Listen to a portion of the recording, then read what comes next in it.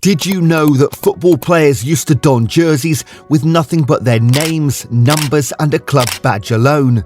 It's almost impossible to think of a football legend or iconic jersey without recalling the company that proudly sat on the chest. Chelsea and Samsung, Liverpool and Carlsberg, Barcelona with UNICEF and Man United with Sharp, and so on. But jerseys weren't always the billboards of the highest bidder, so what changed? Well, there's only one way to find out. Come along as we explore how sponsorships permeated football and how it grew beyond just shirt and stadium sponsorships to also include players. Sponsorship in sport isn't a new idea and can in fact be traced back to ancient Rome and Greece, where festive games were sponsored by wealthy individuals and families to improve popularity or gain favour with the public. In football, sponsorship first started to appear in the late 19th to the mid-20th century, with Uruguayan professional football mostly regarded as the earliest pioneer. But even then, it took a while for the concept to spread to other leagues and football sporting bodies. Before then, football clubs mostly relied on gate receipts to keep things afloat. If this was still the case, the Saudi Pro League probably couldn't even afford Ronaldo's haircut.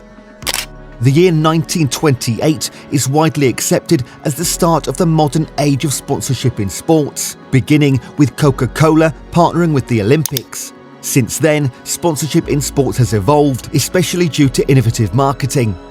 In 1976, shirt sponsorship finally made it to English football via the non-league side Kettering Town, who was sponsored by Kettering Tyres. The club made the daring decision to brand the company's logo onto their shirts, thus pioneering the new age of football marketing. As more clubs started to see how lucrative this deal was, they became more open to the idea. Some 3 years later, in 1979, Liverpool paved the way for top-flight clubs by signing a shirt deal with Japanese electronics manufacturer Hitachi. From the early 80s onwards, every top-flight club in England had a shirt sponsorship deal. In fact, the English Premier League is home to the most sponsored clubs, with each team in the division boasting around 60 average partners on average. Surprisingly, Leeds United, despite being relegated, had the joint most partnerships in the Premier League with Newcastle United. Now, that's enough about club sponsorships. Let's talk about where the juiciest sponsorship deals are: player sponsorships. Footballers aren't your average athletes. They have significant audience pull both on and off the field, which makes them ridiculously attractive to sponsors.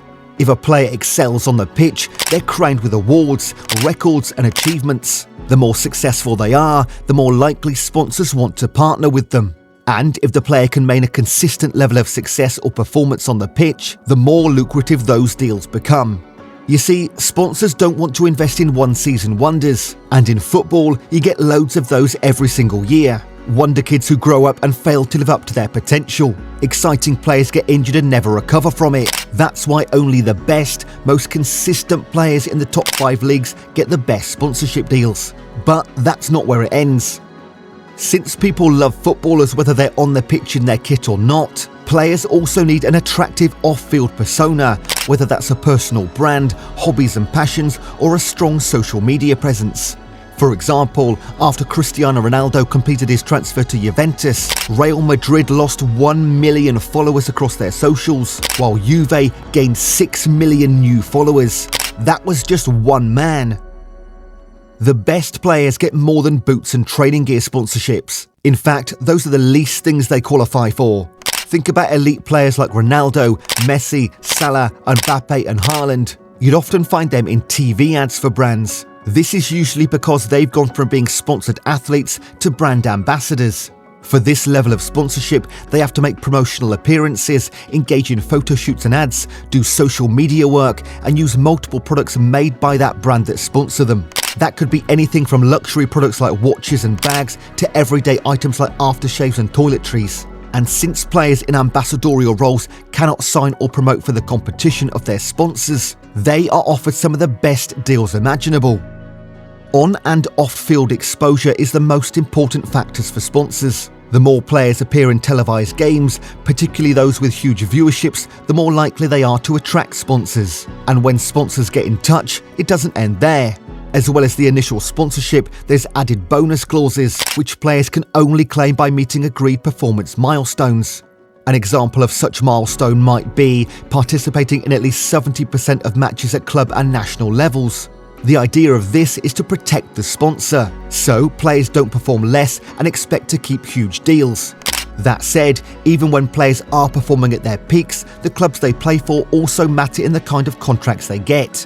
To get the most lucrative deals, players must be signed and play for Category 1 clubs. These are teams with mass appeal, huge fan bases and viewership, and higher chances of participating in elite football competitions. These clubs include Man United, Paris Saint-Germain, Man City, Real Madrid. You get the gist. Anyone who's followed football for a decent period can make a rough guess about who the most sponsored players of the sport are. You'd say Cristiano Ronaldo, Lionel Messi, Neymar Jr., Jude Bellingham, and so on, and you wouldn't be wrong. But what you might not expect is to find names like Guillermo Ochoa and Son Heung-min. That's not because these guys aren't elite footballers, but because they aren't winning the GOAT debate in their positions anytime soon. Son isn't the best winger forward, you know, and Ochoa might not even crack into the top 3 best players to ever stand between the sticks. But what is shocking is that according to the European Football Report 22-23, the top 4 most sponsored players in descending order are Neymar Jr. with 31 deals, Lionel Messi with 30 deals, Cristiano Ronaldo with 23, and Guillermo Ochoa with 21. Then there's Son Heung-min with 13 deals, which makes him the most sponsored player in the English Premier League. Now, we've got to clarify, this list isn't based on how lucrative those deals are, but on the sheer number of sponsors. If it were the case, Cristiano Ronaldo would easily have the most lucrative sponsorships, proving that volume doesn't matter. Now, forget about those players with their shiny mouth-watering deals. The real question is, why is Son the most sponsored Premier League player? The Spurs talisman is on the wrong side of 30 in arguably the most competitive league teeming with wonder kids and great talents. Although Son is no average player, he isn't quite the best player in the same league that has the likes of Haaland, Salah, De Bruyne or Foden. He isn't even the most popular player by social media following. So what is it about him? For starters, Son is your overall nice guy. He's got a spotless record on and off the field and is least likely to get into any controversy. And unless you've got the on and off field presence of god tier players like Ronaldo or Messi, players can't afford to be knee deep in controversy.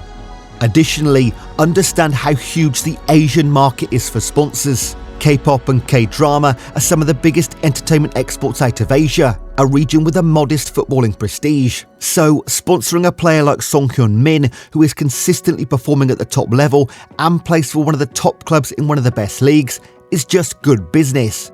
Add to the fact that Son maintains a good relationship with his country and is beloved by his fellow country people, and you start to see why brands would be keen to leverage his huge influence in the region. Finally, Son's effect on the pitch can't be denied. He's won strings of accolades from his time at Spurs and remains one of the most recognisable faces at the club.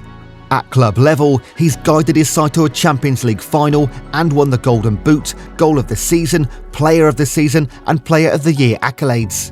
At national level, he's one of the first names on the team sheet and led his side to a major upset in the 2018 FIFA World Cup when South Korea ousted then defending champions Germany.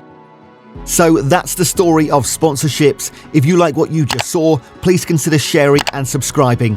We bring you the most important updates in the world of football every single week, so don't miss out. See you in the next one.